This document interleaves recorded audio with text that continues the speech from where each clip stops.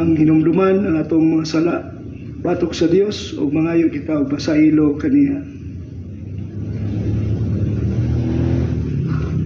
Ikaw nga gipadala aron sa pag-ayo sa mga mahinulsulon, Ginoo, kaluyi kami. Ginoo, kaluyi kami. Ikaw nga mianhi aron sa pagtawag sa mga makasasala, Kristo, kaluyi kami. Kristo, kaluyi kami. Ikaw nga nagalingkod sa tuo sa amahan aron sa pagpangamalang kanamo, Ginoo, kaluyi kami. Ginoo, kaluyi. Kaloyan unta kita sa Dios nga magagahom sa tanan ug pasayloon sa atong mga sala dadon unta kita niya ngadto sa kinabuhing dayon. Amen. Magampo kita.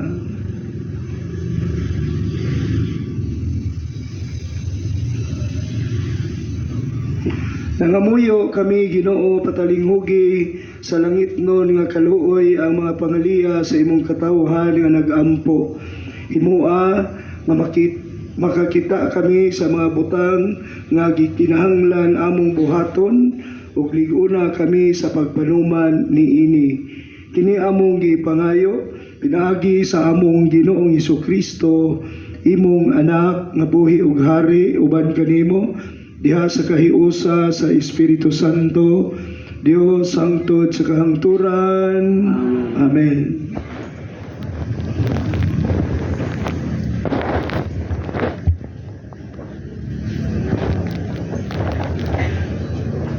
Kinutlo gikan sa unang basahon ni Samuel.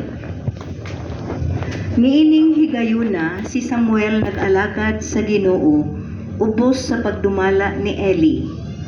Niadtong mga adlaw panagsa na lamang mosulti ang Ginoo ug dili na sagad makita ang panan-awon.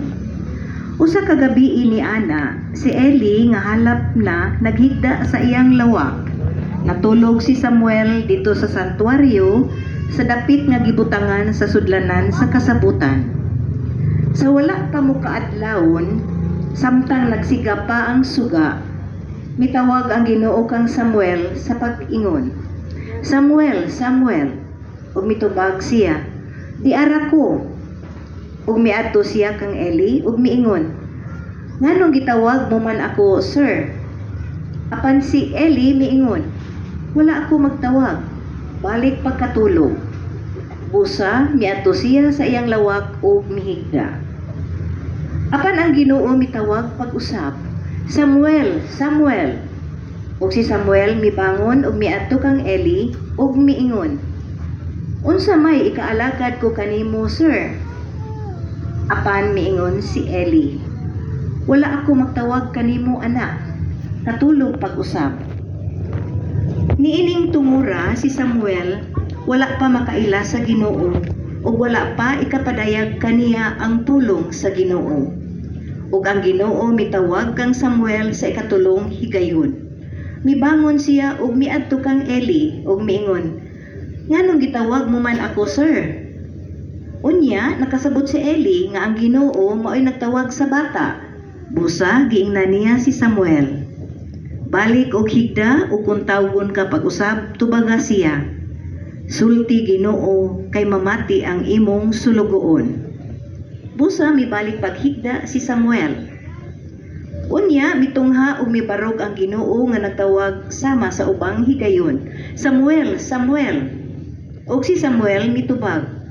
Sulti Ginoo kay mamati ako kanimo.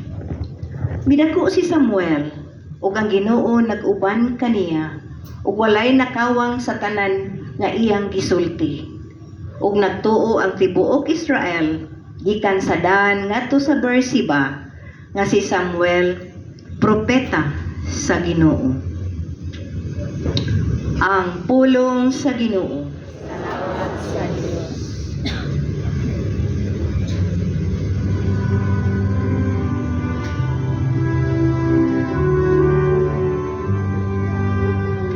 Ani pa ako, Ginoo, mianhi ako aron pagtuman sa imong kabubuton. Ani ako, Ginoo,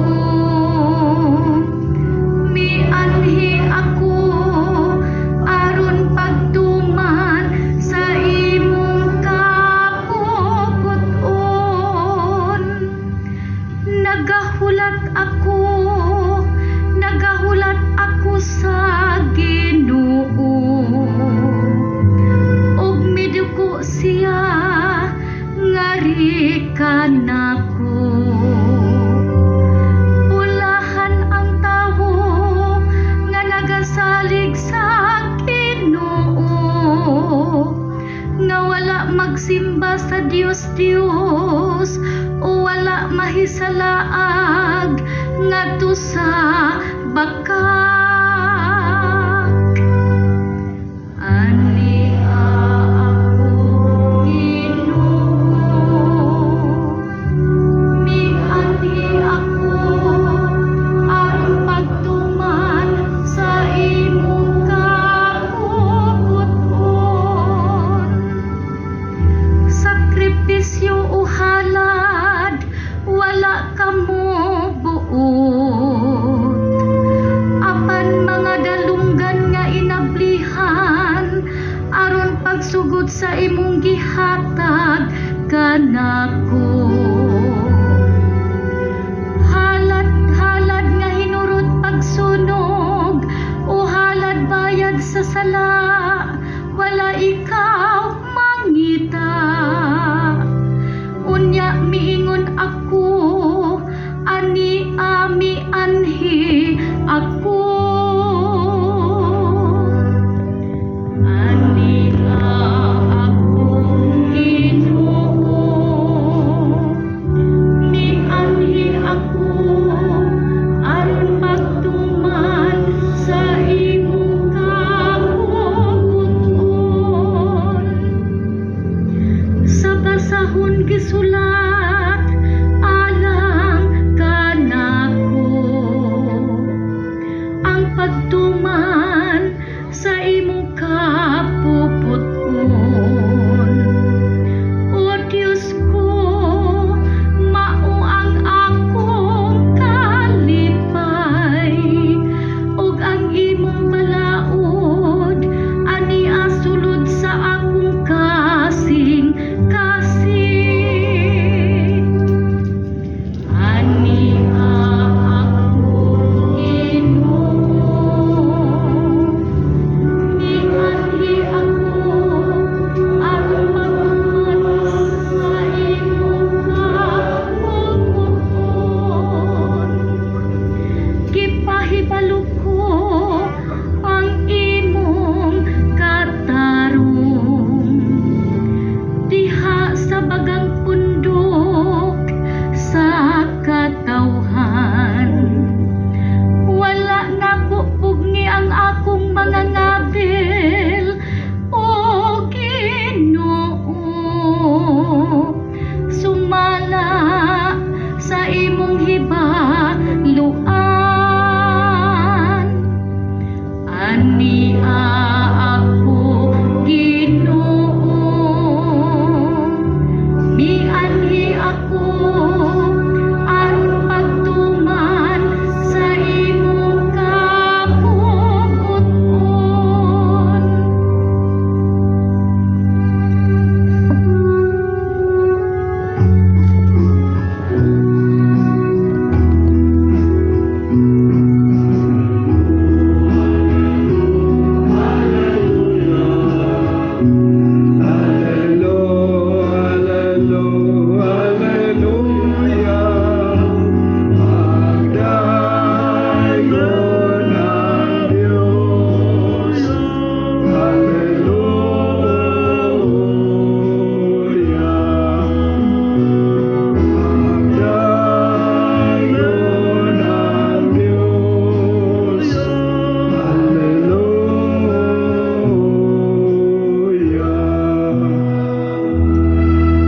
Ginoo maala kaninyo ang pagbasa sa Santos nga Ebanghelyo sumala ni Marcos. Sumayaw ni Kao Ginoo.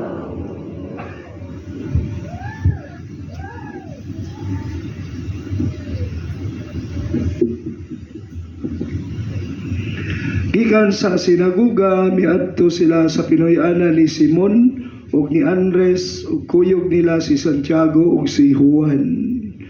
Ninihigayuna ang ugangan nga babae ni Simon gihilantan ug naghigda. Sa pag-abot gayud ni Hesus didto, gisuginlan siya mahitungod sa masakiton. Giduol ni Hesus ang masakiton, gikuptan ang kamot ug gipabangon. Diha gihuwasan sa hilanat ang masakiton ug unya misilbi kanila. Sa pagkasalop na sa adlaw gidala sa mga tawo ngadto kang Hesus ang tanang masakiton ug ang mga giyawaan. Ang tanang tawo sa lungsod didto magpundok sa atubangan sa balay.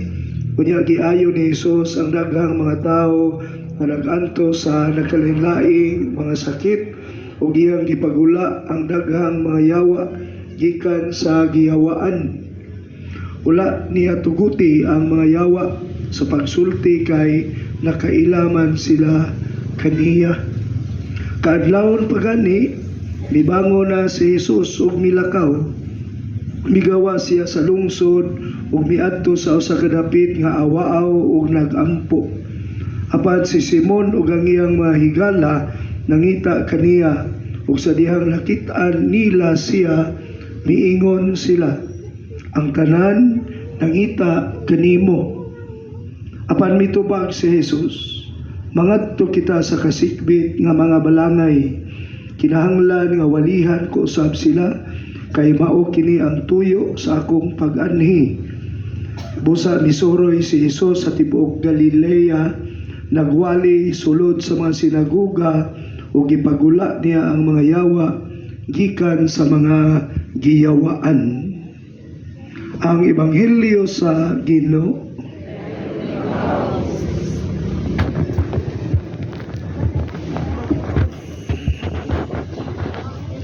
Ang ebanghelyo karong adlaw mga igsuon nagpaaninag sa batasan sa mga katigulangan sa mga Hudiyo nga mas adunay pagpabor sa mga kalalakinhan diin ang usa ka babae o ang mga kababayenhan diila lamang pinaagi sa ilang relasyon ngadto sa mga kalalakihan.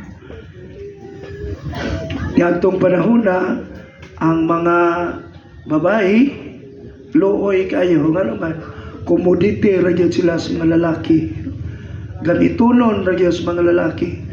And even in the United States dugay kayo nakabaton og rights ang mga babae labi na sa pagpili. Mo nay kultura sa karaan ug nahitabo sa dinhi sa ato sa Pilipinas sa kakaraanan. Apan bisan pa og wala hinganli ang iyang ngalan, ang ugangan nga babae ni Pedro pagahinumduman sa mga magbabasa sa ebanghelyo ni San Marcos nga mao ang unang tao, ang unang babae na nakadawat sa makaayo nga paghikap sa atong Ginoong Hesukristo. Mao nay record niya ug dili na makalimtan. Siya gyud unang nakadawat sa healing power ni Kristo pinaagi sa paghikap kaniya. Ang pagmanggad o ang apresasyon sa ugangan ni Pedro ngadto sa atong Ginoong Hesus pamihatag kaniya niining dakong grasya sa kaayuhan iyang gipadayag sa buhat.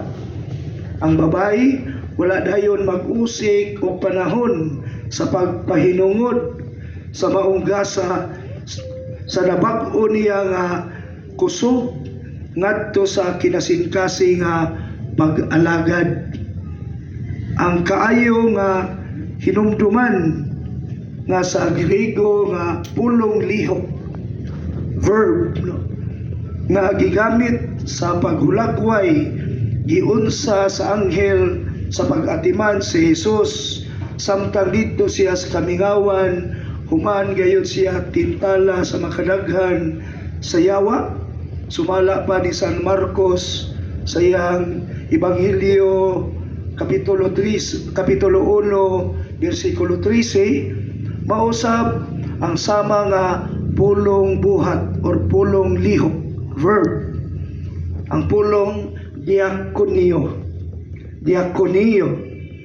ang gigamit niini yung tua aron sa paghulagway sa pagpangalagad sa gihimo sa ugangan ni Pedro ngadto sa atong Ginoong Hesukristo. Dinhi mga igsuon Ang ugangan nga babae ni Pedro naghatag kanato og panigingnan kung unsa ang pagka mapasalamaton sa kasing-kasing.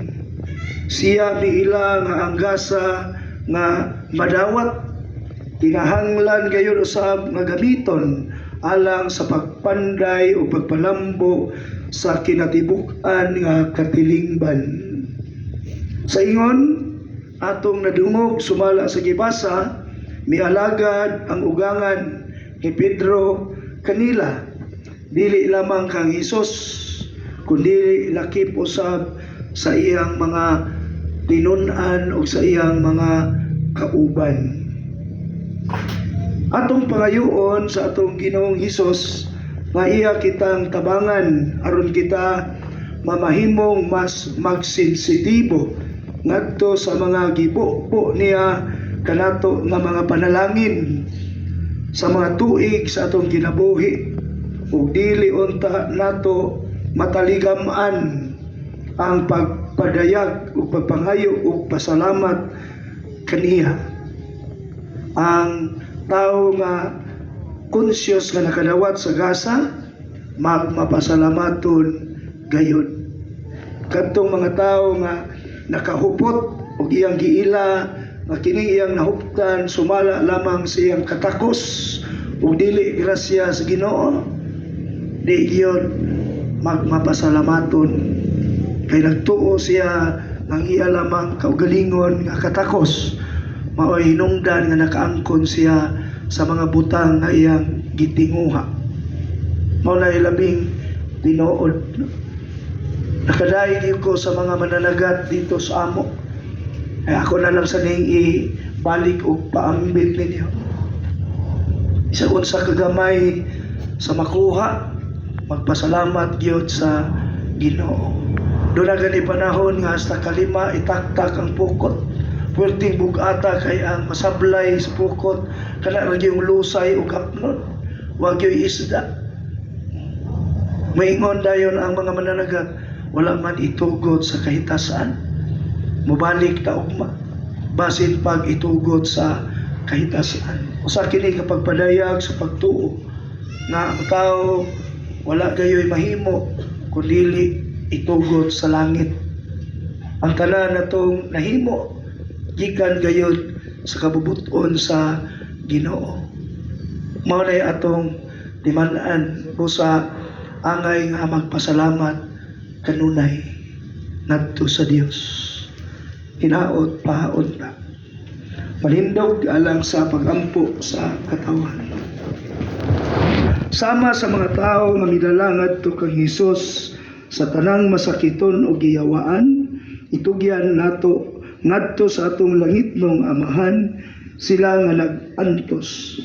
Muingon kita, patalinghugi kami Ginoo. Patalinghugi kami Ginoo. Nga taliwala sa mga pagsulay o kalisdanan, ang simbahan padayon og makanunayong mosalig sa Dios. Magampo kita sa Ginoo. Patalinghugi kami Ginoo.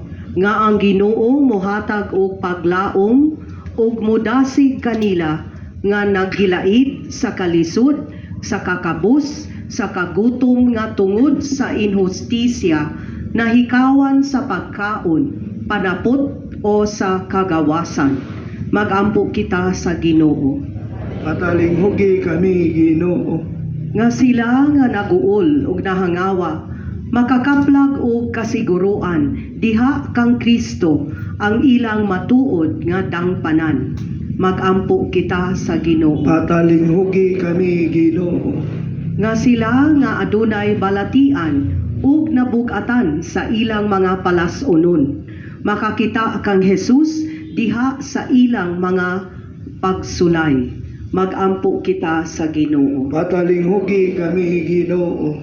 Nga imo untang isipon nga takos ug mapuslanon alang kanamo, nga ang halangdong Teofilo kamomot mabayaw na ngadto sa altar sa mga santos. Magampo kita sa Ginoo. Patalinghugi kami Ginoo. Nga ang mga nangamatay ug sila nga na nagsubo sa mitaliwan, makakaplag og paglaom ug kahupayan diha sa pagabanhaw ni Jesus. Magampo kita sa Ginoo. Patalinghugi kami, Ginoo. Kining tanan among gituboy o gipangayo kanimo langit no nga amahan, pinagi ni Kristo among Ginoo. Amen.